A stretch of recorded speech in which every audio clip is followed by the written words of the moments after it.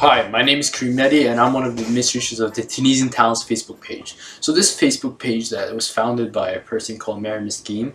So we have scouted over 400 players who live all over the world, from Canada all the way to Australia. So these players, we believe that if we attract them to Tunisia at a young age, they'll probably play for Tunisia at an older stage in the national team in the near future.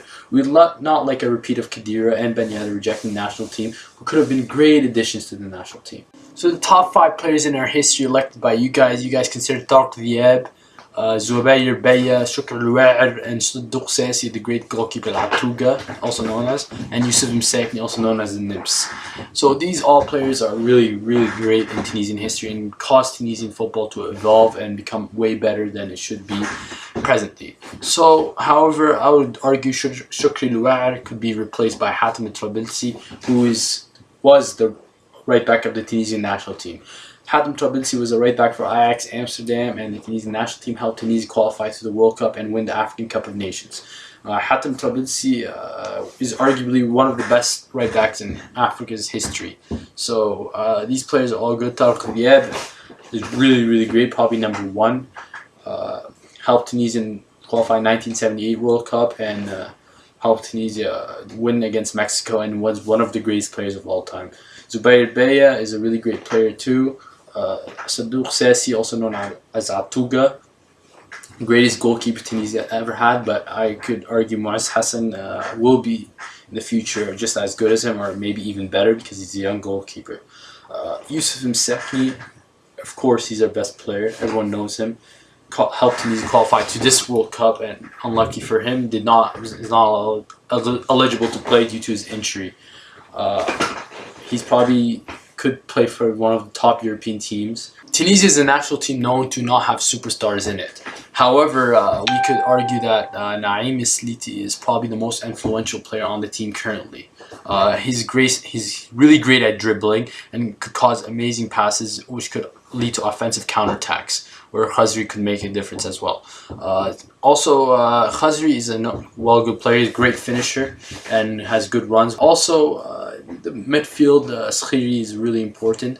He has great defensive roles and could cause passes, but he's not a great passer. However, his passes are simple, and he's a simple player, and he does what he's asked to do.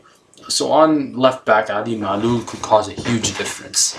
He plays offensively and defensively, more as an offensive left wing back. Him as a offensive left wing back could run and make passes and make runs that Tunisia needs. Tunisia will probably most likely be playing in a counterattack way against all opponents, maybe just not against Panama.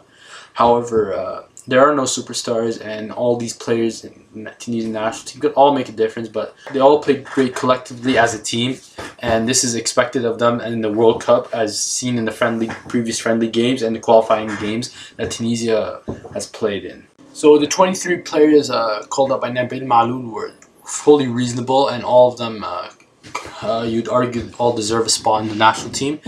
And I think we are great defensively, midfield, even offensively, and we had other options, which is really great for a national team, because not having options is worse than having options. However, so there would be 2 omissions I think should have been called up to the national team. I think Ayman Abdenour and Hamdi Harbawi should have been called up. Ayman Abdenour had a terrible season in Olympique Marseille. It was not his great season. He played a few games and he did not perform well expected.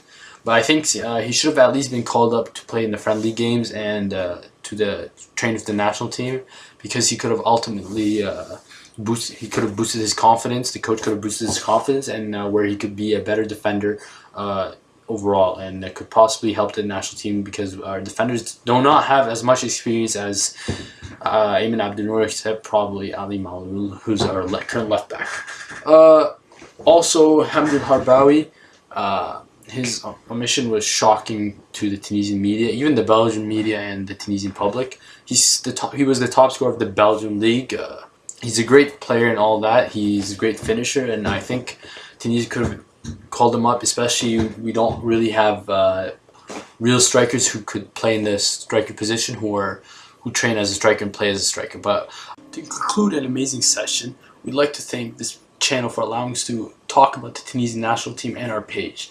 And for all of those watching, we'd like to thank you guys too for making this happen. Also like to thank the Tunisian public who could be watching this. Copa do Mundo e no Futebol na Veia, كأس العالم هي كرة في الدم. Thank you.